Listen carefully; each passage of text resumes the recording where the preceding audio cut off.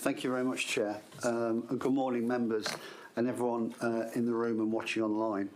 So it's very good to be back after the summer hiatus. As you've reflected in your own comments, Chair, the work of policing did not stop in the summer.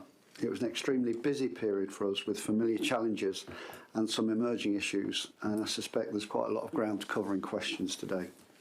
I want to start by praising the outstanding effort, commitment and flexibility of our officers and staff who've worked extremely long hours over the summer to keep people safe and support victims of crime. We had around 300 bonfires, 16 of which caused concerns, and over 1,600 parades that took place in July and August alone. These require policing. We had concerts, sporting events, notably the Open Golf Championship with some 280,000 people attending and over 200 countries having the event broadcast to them. Our record low number of police officers through years of underinvestment mean holding such events in the future will require careful consideration. I'm going to say that again. If we are to hold events like that in the future, this organisation needs to be properly funded or we will not be able to police them. This has a direct impact on the reputation of Northern Ireland. All these events presented planning and logistical challenges for the organisation. I was, though, incredibly proud to see how the PSNI rose to these challenges. We kept thousands of people safe at major events, and all while keeping the everyday, never-ending business of policing going. Away from the headline-grabbing events, the day-to-day reality of policing has had some grim times recently. Since the end of June, 9 people have been murdered in Northern Ireland. That's a shocking statistic. Too many families are now grieving and attempting to come to terms with the appalling loss of a loved one in shocking circumstances. At times like this, when we stop to take stock of policing, we must not forget them. Our teams of detectives, whose investigative caseloads are already far too high compared with other forces across the United Kingdom, are working flat out to support those families to get answers and justice. They are doing incredible work.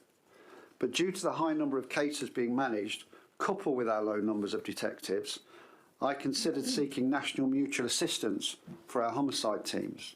I think that would be unprecedented. Eventually, people are going to listen to the resourcing challenges of this organisation. In a continuation of the disgraceful rioting in June, we continue to see racist violence, thuggery and intimidation on our streets. Ethnic minority families have had their homes attacked and thugs in Belfast have been stopping and intimidating people on the street for no reason other than the colour of their skin. Even on our own social media channels, there have been several occasions where dozens of shameful comments have been posted in response to appeals for information about missing children from ethnic minority backgrounds. What is going on? Such naked racism has become all too common and blatant in the online space. Against this background, it was no surprise that racially motivated hate crime and incidents have increased dramatically in the last 12 months.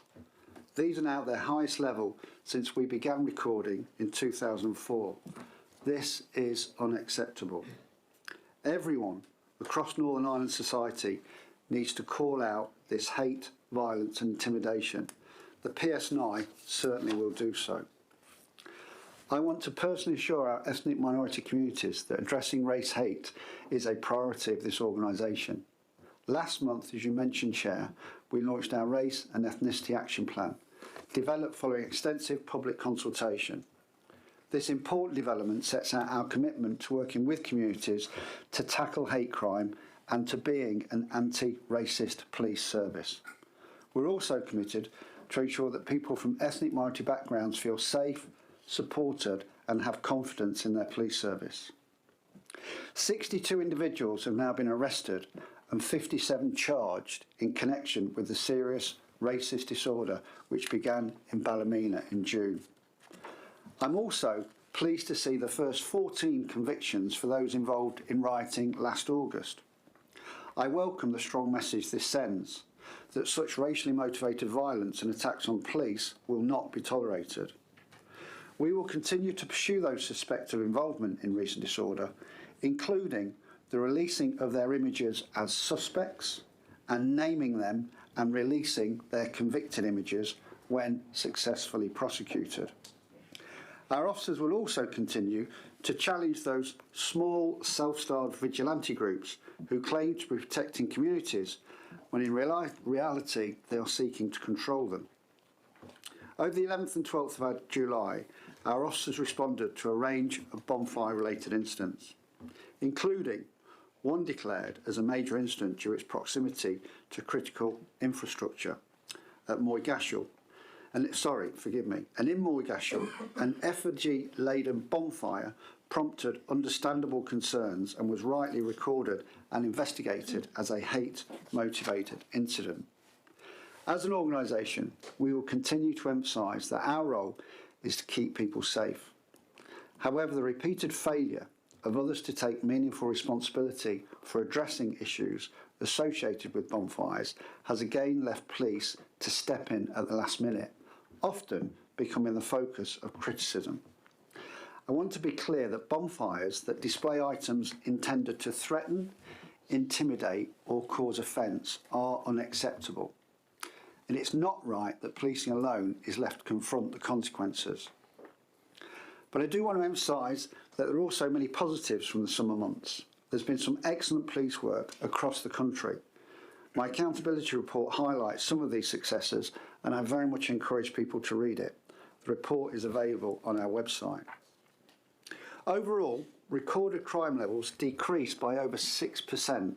That's 6,300 crimes from the previous 12 months. However, levels of antisocial behaviour, a major concern in communities, rose slightly, but are still some of the lowest since recording began. I do remain hugely concerned about the unseen and complex nature of modern online crime that is not accurately captured by existing recording methods.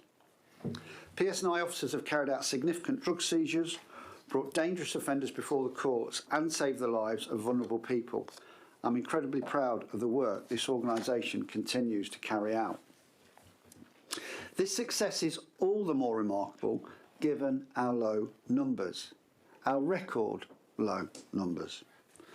I've continually outlined the challenges of delivering police services in the face of a crippling funding position, and I remain deeply concerned about our financial situation. We face a £23 million shortfall this year to maintain current numbers. The initial estimate of 21 million has increased to reflect new pressures emerging from supporting the initial stages of the Omagh bomb inquiry. Legacy costs totaling over 20 million annually also continue to be absorbed from core policing budgets, directly reducing our ability to invest in neighbourhoods. That's where our police officers need to be.